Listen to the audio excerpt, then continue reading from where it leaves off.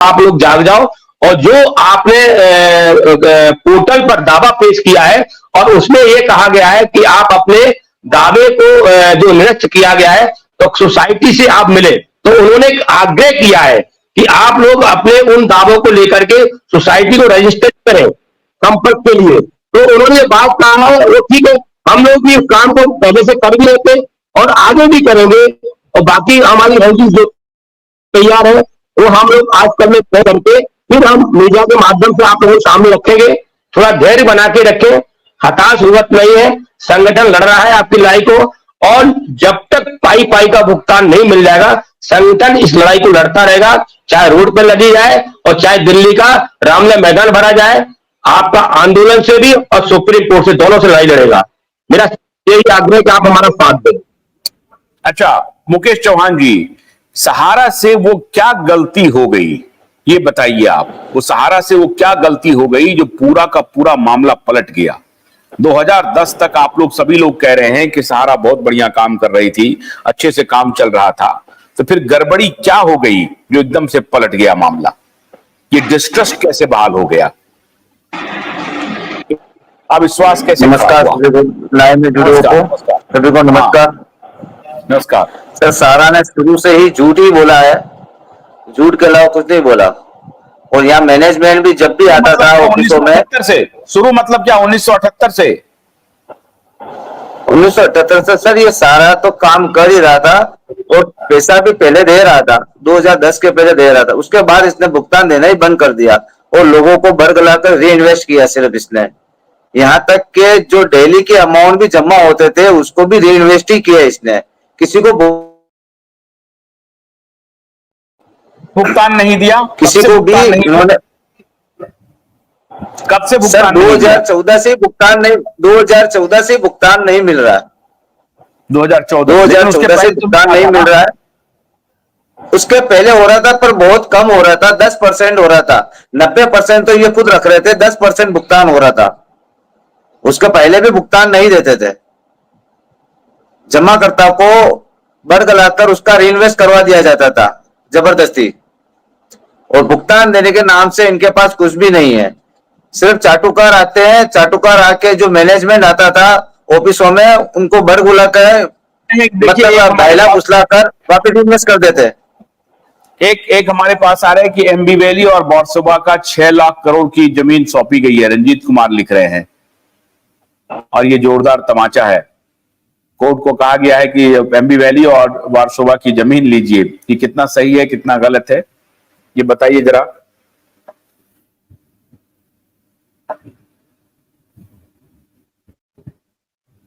बोलिए।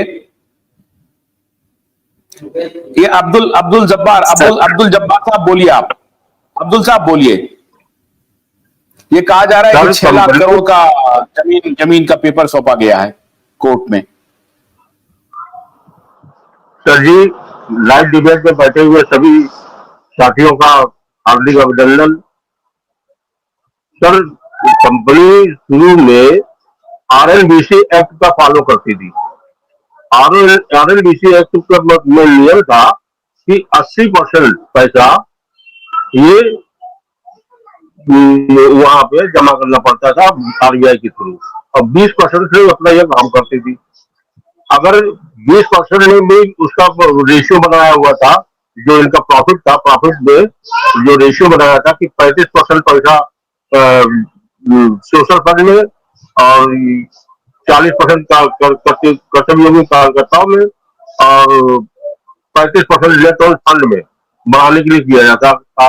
Electron fund अगर कम होता था तो वो फिर 80% के लिए 90% हो जाता है। सुनिए, एक मिनट सुनिए।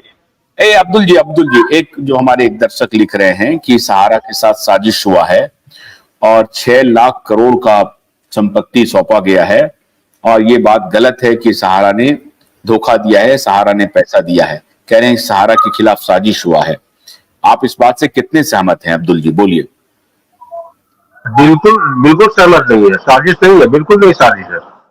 कंपनी ने खुद अपने पैरों पर कुल्हाड़ी मारी है और हाई ईगो का शिकार हुई है इन्होंने।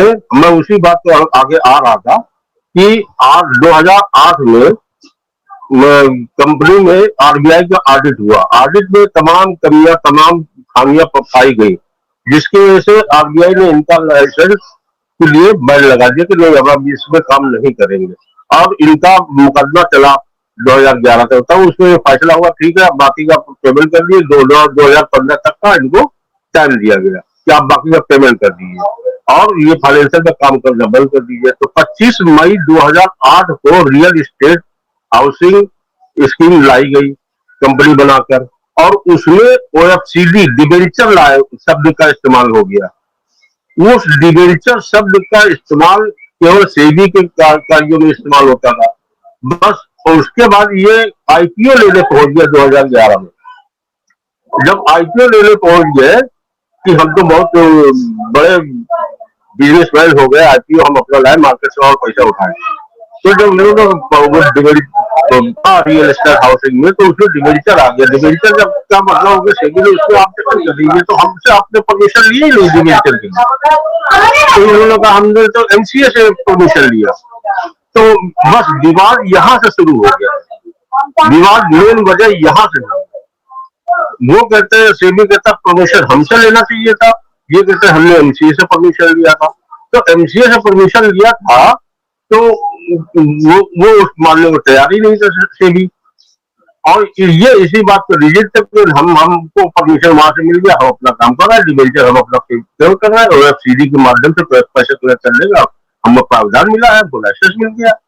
बस विवाद यहाँ से बताइए अब्दुल जब्बार साहब, मुझे एक बात बताइए कि अभी सतीश जी इतना लोगों से हाथ जोड़ रहे हैं, पैर जोड़ रहे हैं, मेरे साथ भी हजारों लोग लाइव पे आते हैं। अगर इतने लाख, मान लीजिए 10 करोड़ हैं, तो 10 करोड़ से कम 50 लाख, 1 करोड़ लोग तो आकर के साथ में आप लोगों को खड़ा होना चाहिए। वो क्यों नहीं खड़े हो रहे हैं? क्यों नहीं खड़े? हम लोग तो खड़े होते हैं, हम लोग तो खड़े होते हैं। आपके 5000 ब्रांचेज हैं पूरे देश भर में। 5000 ब्रांचेज में अगर सारे लोग खड़े हो जाएं, सारे लोग अपना आइडेंटिफिकेशन करके दें, तो आप कोर्ट में जमा कर दें कि देखिए साहब ये निवेशक हैं, इसकी तहकीकात करा लीजिए। ये पेपर क्यों नहीं, आप लोग खड़े क्यों नहीं हो रहे हैं?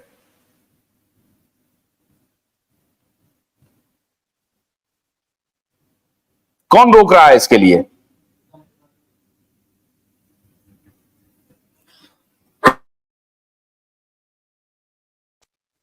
ये राज साहब हैं, राज साहब बोलिए। सॉरी, राज साहब बोलिए, कौन रोक रहा है? देखिए, अभी भुगतान की बात जो है सुप्रीम कोर्ट ने शुरू नहीं की है, अभी तो सहारा से पैसा लेने की बात है, और ये केस जो है और उलझता जाएगा। सुप्रीम कोर्ट डांट फटकार करेगी, सुप्रीम कोर्ट तय कर रहा है कुछ ना कुछ करने का, लेकिन वो 10,000 करोड़ की उगाही के लिए है। मेरा ये कहना है कि आप सभी निवेशक, अगर 10 करोड़ निवेशक हैं, तो वो निवेशक एक जगह तो मुझे कहीं दिखे नहीं है। बिल्कुल सही कह रहे हैं आप सर। अपने भारत देश की विडंबना है कि कोई आगे आना नहीं चाहता है।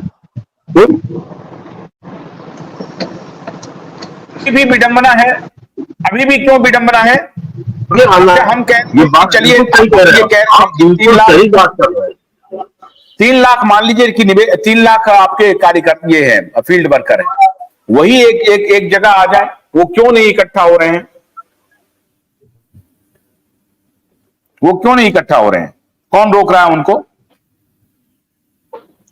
क्योंकि यूनिटी ताकत होती है, वो फिल्टर में नहीं होती है।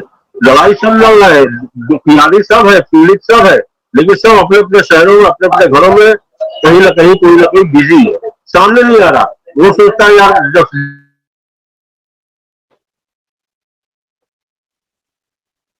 नहीं, लेकिन अगर सतीश जी, अगर उठ रहे हैं मार्केट से, सुनिए, अगर एक कंपनी से आज भी पैसे उठ रहे हैं मार्केट से, तो ये तो कानूनी रूप से उठा रही होगी सहारा पैसा। देखिए सर, क्या हुआ है कि अभी जो बैन लगाया भारत सरकार ने, तो सहारा इंडिया क्रेडिट कोऑपरेटिव सोसाइटी, हमारा इंडिया क्रेडिट कोऑपरेटिव सोसाइटी और हमारा सहारा यूनिवर्सल, लेकिन सारा star multi credit corporation Telangana में भी केस चल रहा है, लेकिन उसमें भी बैन नहीं लगा है। पहले माननीय सहकारिता मंत्री अमित शाह जी ने 4 कंपनी का कहा था और उसके कुछ समय बाद उन्होंने 3 कंपनी पर आ गए हैं। तो star multi credit corporate society में अभी ये लोग री इन्वेस्टमेंट कर रहे हैं और ये चाल क्या खेल रहे हैं कि मार्केट से पैसा उठा के जो फ्रेंचाइजी गार्जियन काम कर रहे हैं या जो ब्रांच मैनेजर काम कर रहा है, उस पैसे को रिन्यूअल को या सुनिए को लेकर के अपने इस्तेमाल कर रहे हैं। स्टार क्रेडिट सोसाइटी में कौन कौन लोग हैं? स्टार क्रेडिट सोसाइटी में कौन कौन लोग हैं? किसकी हिस्सेदारी है उसमें?